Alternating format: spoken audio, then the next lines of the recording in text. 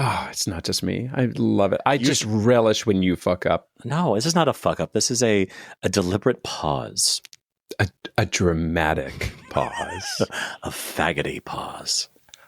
You next time on another episode of Gaytriarchs. No way.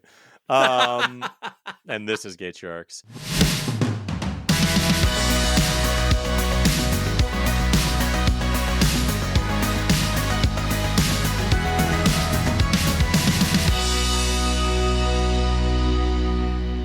So I'm excited. I'm going to have a weekend away with the kids, sort of. Going into the city this weekend. About that? And, well, I am solo daddy. And so I am making it a bit of an amusement park weekend. School has yet to start, thank God. And so we're going to go into the city and, stay in, long story short, an empty apartment. And but and so I'm thinking, wow, we're going to save money because I'm not like going to, spend money on a hotel or an Airbnb or something, right? But it's going to be so expensive. And it makes me think, is it just life? I feel like I see people complaining about how expensive life is. And of course, everything is Trump's fault, right? But like, no, really, is it? Is this just what everybody in their 40s since the dawn of time has realized, oh my God, life is so expensive, or is it different right now? Are you complaining about things being expensive? Well, I don't complain nearly as much as you complain, but yes, everything is expensive. Literally, we just had to put 4 new tires on our car. It was like $1,500. You might as well have just bought a new car. Well, I literally did the math and I was like, if I just took Ubers everywhere I needed to go, would I have spent $1,500 for the year, but also $100, $200 a month in gas, insurance? I was like, should I just start taking Ubers everywhere? I mean, I am surprised that the whole car share world has not taken off like we thought it was going to be. Of course, we should also be in flying cars by now, according to the Jetsons, right? But like, I am really surprised that even in New York, 15 years ago, they were really trying to do the rideshare thing. I don't think that's just not happening. People Uber, obviously, but that whole, I'm just going to borrow a car. Yeah. Or I'm going to use a car for 8 hours and drop it off at this spot, and somebody else puts in a magical code and they keep driving it from there, just that kind of thing. I do remember the carpooling feature on Uber, which I think they've gotten rid of. And I remember taking a couple of pretty awkward rides. You know what I mean? Because it's not just you and another person on other side. Sometimes there's 3 or 4 people where you're like touching shoulders with somebody, which feels normal, like on the 7 train, but something about being in a car with a stranger feels very different. I know, but also jury duty-esque too, right? Like, imagine the short stories you get to write about rubbing elbows quite literally with complete strangers and what comes of it. I mean, I suppose the 10% of times that it was bad, undoubtedly for women because men suck, but the 5% of times it was good between 2 gay dudes sitting together in the back of the... Do you know what I mean? That could be the beginning of a really beautiful love story. Absolutely. All right. So I am moving. And I've just decided it's going to be my entire identity for the next month because great. This is insufferable. It's so insufferable. Can I get a special guest star co-host so we don't have to talk about moving for the next few episodes? But I realized that like you don't move very often, right? Like you move once every 5, 10, 15 years. And that's why it's so stressful. Well, also, you just don't have any idea how much shit is in your house. But that's not what I'm going to talk about. I want to talk about this week the Facebook groups, because I don't know about your town, but we have, local buy nothing groups and local neighborhood groups where people say, hey, there's a dog on Main Street in Elm or whatever. Yep. And so obviously I'm a member of a lot of the groups here, the sales groups or whatever. And now I'm starting to join the new town groups. Yeah. Transitioning. And so it's so fucking funny to like see what is always the same. And one of the things I've noticed that is always the same are people in the groups complaining about how the neighborhood is changing. And this wasn't the way when I was a kid. Oh, right. The old person, like, oh my God, they're knocking down this. God, this neighborhood's going to hell in a handbasket. Right. And now that I'm moving from one neighborhood to another, it is hilarious that everybody has people in their neighborhood who are mad that it's changing and who think it's going to the dumps. Yeah, everyone's saying everyone's fleeing this neighborhood because of the crime. No, they're not. They are not doing that. You are old and you hate change, and it's just everything's expensive. And everything is expensive. I was looking right at Gavin when I said you are old and But also, what's hilarious is I'm now going to be in a new pool of Facebook neighborhood drama. Yes, you are. It's catnip to me. It is catnip. So I joined this new town's Facebook groups, and the first post I saw was the drama that the Yarn Club was kicked out of the library. And the post was, now that the Yarn Club has been banned from the library, here's where we'll be meeting. And of course I was like, I broke my neck running to the comments. I was like, what happened at the library with the Yarn Club? I need to know this information. And? So I still don't know. Evan, all I know is that they got rowdy. And so now all I have is more questions. All I have is more questions. That didn't satisfy me at all. So all I am came here to say is, if you're considering a move, do it just for the new drama. Just do it for the new neighborhood drama, because it is everything. You know what? This catnip that you're just talking about being able to watch the Facebook groups to spiral out of control, it did remind me that just today I was, killing my time and with the brain rot of going through Instagram, and I found a really funny meme that I sent specifically to Jamie Grayson, our friend of the pod. Yep. And I didn't actually post on our stories, but it was just all I could think was Jamie, and it's at One Awkward Mom. Maybe she's my something special today, something great, who is hilarious, and she writes, "Sometimes when I'm bored, I like to post a picture of my child's car seat buckled incorrectly to a Facebook mom group." And have people fucking panic. Yes. Cece Kane, a former guest of ours as well, is very popular on the internet, and she does a lot of like Facebook mom drama group stuff. Hilarious. Yes, that's why we had her on, because she is so good at just stirring that pot and sitting back with just a cigarette and popcorn. Watching. Yes, exactly. Some other drama that I'm experiencing now with my move is we are having to register our kids for a new school district. Mm-hmm. And I was like, I'll just fill out some paperwork, do some things, bada bing, bada boom. For context, we are purchasing a home directly across the street from an elementary school. Wow. And so one of the things in this city you have to do is you fill out all your paperwork, and then you have to have an in-person meeting to prove your residency or whatever. And so that ICE isn't going to come to the school and grab you. Correct. And I called and I was like, we're directly across from the school, which we're going to be going to in the fall, and we want to register. And the guy goes, "That school's full. You're not going there." I said, "What?" He said, "Yeah, that school's full. You'll be at another elementary school across town." I said, "We're moving in directly across the street. I can see the classrooms from my window. We will be going there." He's like, "Sorry, don't know what to tell you, bud. See you at the meeting." And all I could think of was like, I am an unemployed, vindictive homosexual. I am not the one. I am not the one to come for, because I will spend 12 hours a day, 7 days a week, making your life hell until we get into that school. So I already this morning was shooting off emails and stuff. I will be showing up. I am so armed and prepared for this. They don't understand. Homosexuals, we have the audacity to go all the way. We have all the audacity. We have all the audacity. So get ready, school district, because here I come.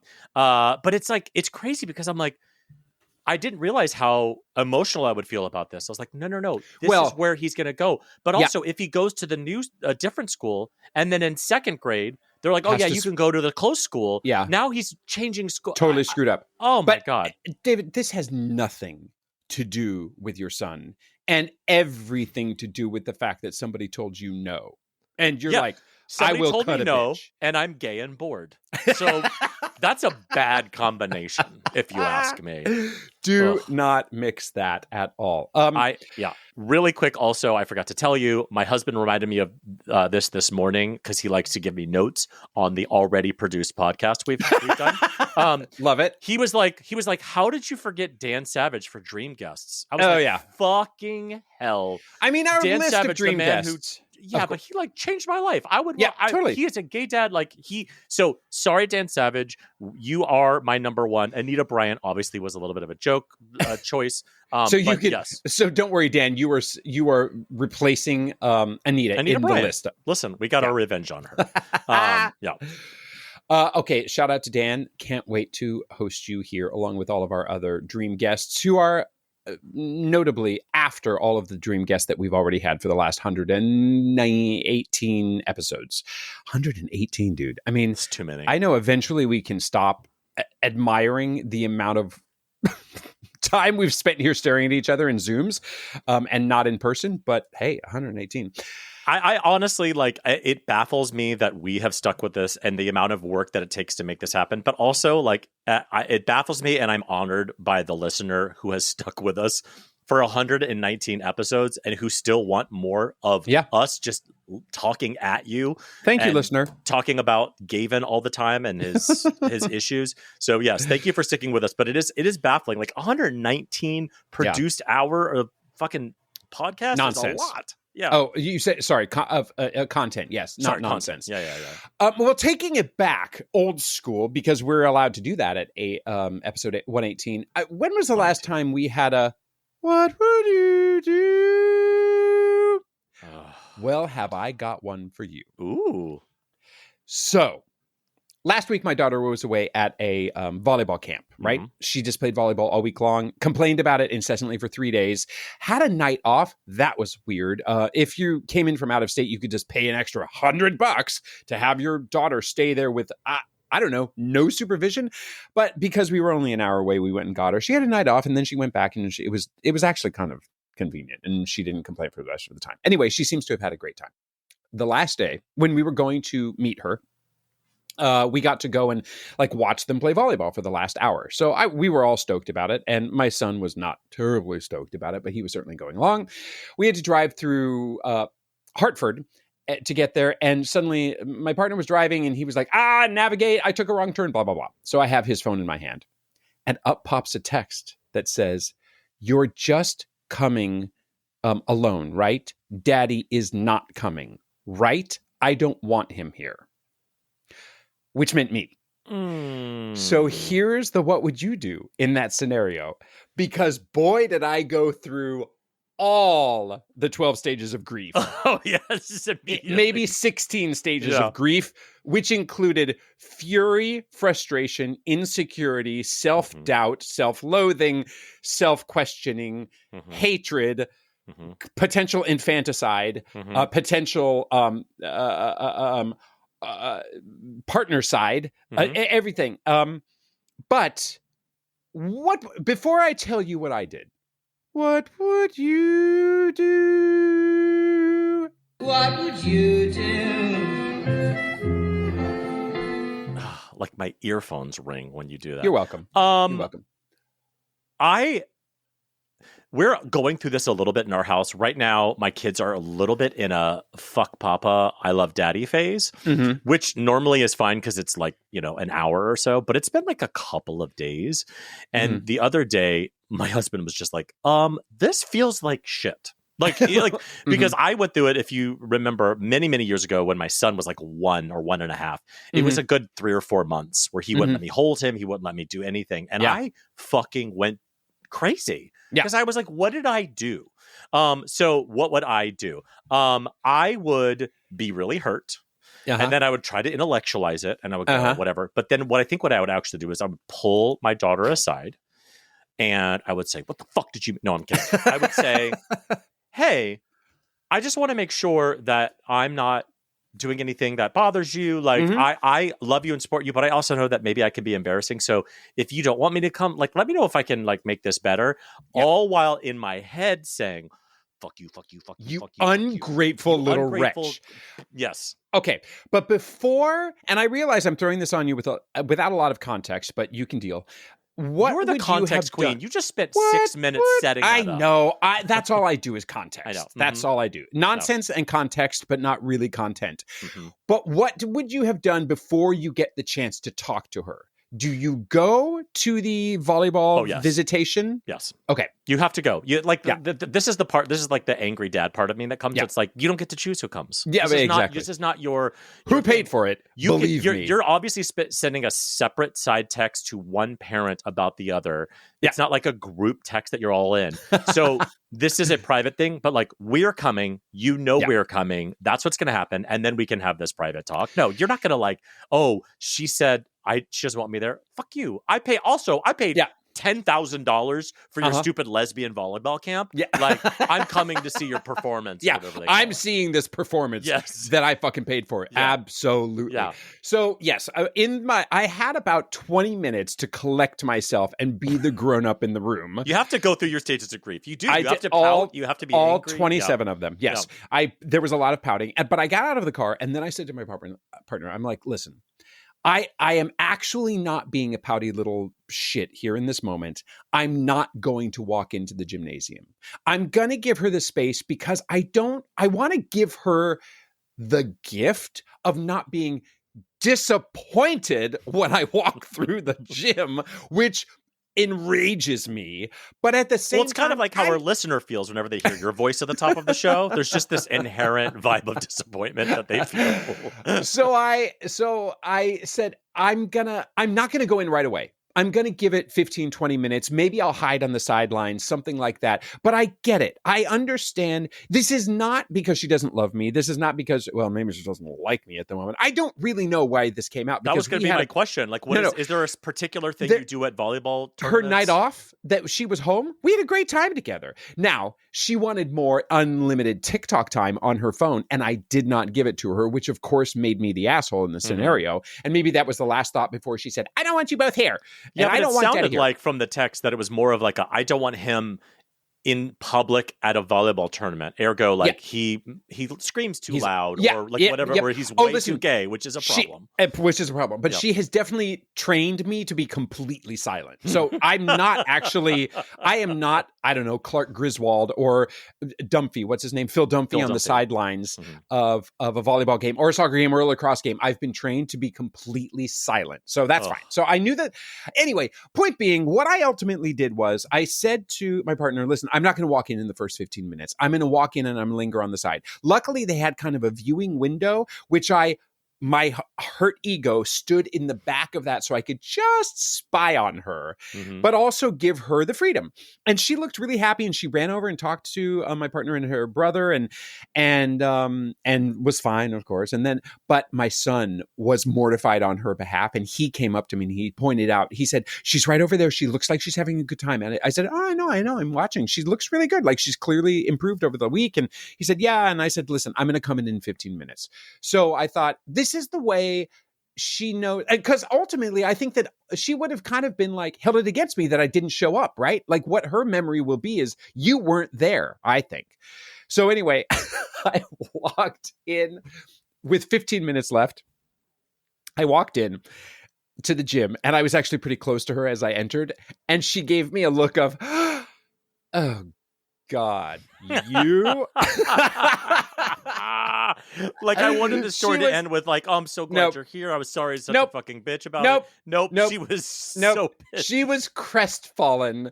No, she wasn't crestfallen. She was pissed. And she gave me like the shark eyeballs look, like just devoid of any soul. How you act on a Broadway stage, just nothing behind the eyes. Yeah. She was so pissed. So I slunk over with a smile on my face, with the hurt, bruised parental ego, which is what we signed up for the next 70 years of our lives. We have to know that we disappointed our children in one way, shape, or another, right? I sit 15 minutes. She plays. She was actually quite good. She never made eye contact with me again. But then here's how we end the story. Here's the end before the epilogue. Finally. They were done. They wanted to take team pictures, and she ran over to me and handed me her phone to say, hey, can you come take pictures for us? And so she did come to me. And as a member of her staff, but still, yes. I was the help. Right. You're the help, but listen, you're happy to help. Listen, later that night, I did find that moment to say, hey, so I sort of intercepted a message and whatnot. And she said, "Oh, that was just because I just didn't want both of you there because, it's a super conservative area, and having gay dads is probably a bad thing." And I was like, okay, there's a lot to unpack there, which we can leave for a what would you do next time. Mm-hmm. A lot to unpack there. But ultimately, it's not because she hates me, so I felt good about it. Well, She's no, it is just because she hates you. It's just she just hates you for being gay. Yeah, that's she's what embarrassed. She's embarrassed at who you are at your most core. Yeah, that's better. Our fundamental family makeup is she's ashamed of. So, but whatever. At least she likes me. I love that this story had a denouement that was even more depressing than the story itself. It's like this just gets getting worse. Yes. Oh, the self-loathing that we will be forever cursed to hold on our shoulders. But anyway, why are we doing this? I know. Okay, changing topics, shall we? Yeah. Finally. I have a dad hack of the week that I wish I had thought about a long time ago. Saw it on Insta by somebody whose name I didn't write down, so we'll just take credit for it. Mm-hmm. You know how everybody, especially the kids, they all get hungry around 3:30, 4 o'clock, right? Mm-hmm. Everybody gets peckish. They all just want more snacks. I just saw this thing about a woman who said she proactively, before anybody asks, just chops up vegetables and puts them out on a platter. And I know that that's simple and stupid, but remember to do it once in a while, rather than having to say, no, don't do this, no, don't do that. No, you can't have chips. No, you can't have this, that, and the other. Just proactively put out some veggie platter, a little, crudité, if you will. And hey, it's good for both of us, right? I think that's a good idea because I feel like my kids eat with their eye. They eat with just what's in front of them. Like if they discover a half-eaten banana from 3 weeks ago, they need to eat that right away. Wow, but they would never really? Ask for that, right? Like, so that's a good idea where you like put the healthy stuff out so they encounter it and want to have it. That's a good idea. Oh, are you hungry? Good. Here you go. Great. Yeah. Here it is. It's right here. They're like, I want the cinnamon donuts that I saw in your special. Do you have a special like daddy papa like area of the cabinet that they can't reach that you hide stuff for? Okay, we do too. It's the top shelf of the fridge behind everything. Yeah, that's where the Reese's peanut butter cups go. And we absolutely have. We absolutely hide stuff from our kids constantly. Love it. Yep. Yeah. Like our emotions. Yeah, totally. Yep. In an episode that we're talking about our inner shame, let's also talk about our inner attraction, shall we? Yes. I have a DILF of the week who, you know what? I don't know if he's a dad. He's definitely younger than us. So is he a daddy yet? Well, it's a DILF of the week that we can just do whatever we want, right? We can decide. Listen, this is our show. We never do things correctly here. So why don't we can decide a DILF of the week is a single woman. Like we can do whatever we want. I love that idea. Okay, right? Well, shoot. Should I change it? That's for next week. We'll have a woman as our DILF of the week. Love it. But this week, I want to talk about the guy who I have such a crush on, and that is James Tallarico. Have you heard of him? I only Googled him because I saw it on the sheet. He's a little twinky and young for me. Okay. I like my men to know what 9/11 is. I want my men to have experienced 9/11. He was born, I think, in 1989. So you're right. He vaguely would know what 9/11 is. Is he really 89? That's it? 35? He's 35? He's 36 years old. Yeah. He does look very babyish, right? He looks 17. Listen, do you know why? Probably because as much as the searching is, it doesn't seem like he's a parent. So that's why. That's exactly why. It's all the college and all the hope is still alive in his skin. The hope is in his soul. No. But listen, so we're breaking all the rules with James Tallarico, but I think that for you, a DILF of the week is just plain based on attraction because you're a superficial piece of shit, right? Correct. But I'm an over-intellectualizing, politically focused guy, and I love that this guy's changing the world, and so he's my DILF of the week. And so James Tallarico is one of those Texas Democratic representatives who's fled the state, and he's making speeches all over the place, and he's doing a sensational job. And apparently making him even more attractive, weirdly, hate fucking. He's also a conservative Christian pastor. Not Baptist. Hard pass. Not Baptist. He's Presbyterian, so maybe that's what makes him. I'm removing him from our outline. But he does a great speech about saying, "Listen, we are the message." Okay, maybe like one of the few messages that I actually paid attention to is him talking about we're focusing on the wrong 1%, the billionaires, right? But trans people are only 1% of the population. Muslims are only 1% of the population. He has another example of being only 1% of the population. But the point is, we're focusing on the wrong 1%, and the only 1% that's screwing everything up for us is the billionaires, the billionaire class. So my DILF of the week is, So my Dilf of the week is James Tallarico. I never thought it would be a Christian conservative Texan twink. Yeah.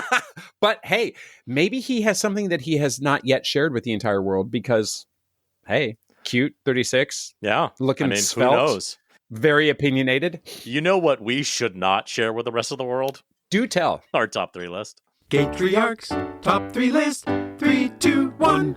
So this is my list as inspired by my son who peed in the garage last week for no reason. And I thought, we are both men with penises. And I was curious. I was like, what are your top 3 favorite places to pee? All right. So for me, and I'm also going to just like, in general, like outdoors, right? Like that's not going to be one of the things, but like outdoor, it feels good to pee as a grown up. All right. Yeah. So number 3, this is really fun. Peeing on an anthill and seeing the chaos ensue.